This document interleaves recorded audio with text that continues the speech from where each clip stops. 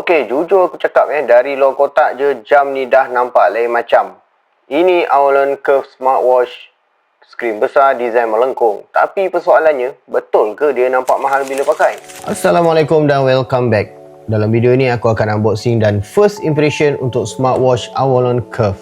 Ini bukan review penuh, tapi ini lebih kepada pengalaman pertama bila buka kotak dan tengok jam ni depan mata sendiri.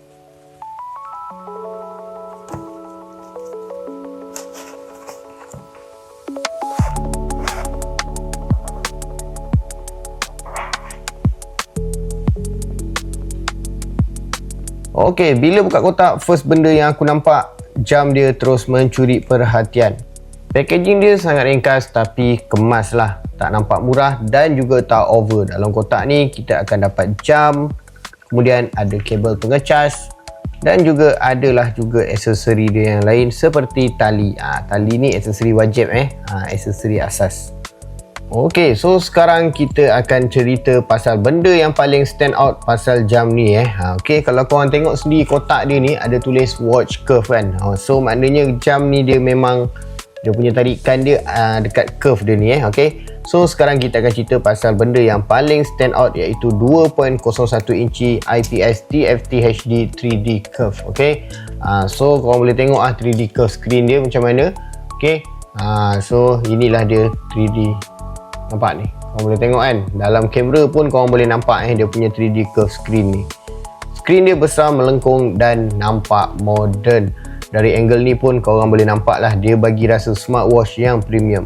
So design keseluruhan ni sesuai lah untuk yang suka jam besar, maskulin dan nampak agak bold jugalah. Okay?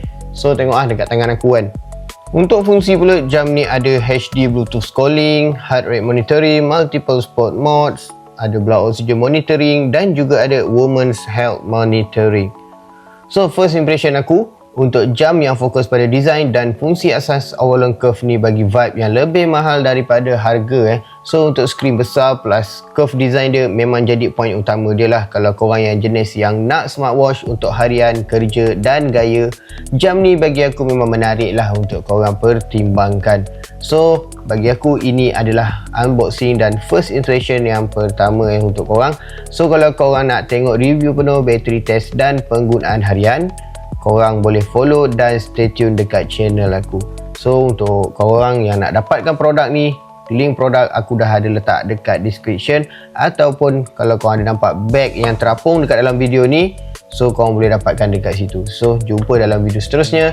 Jangan lupa letak komen ataupun subscribe aku punya channel. Terima kasih dan Assalamualaikum.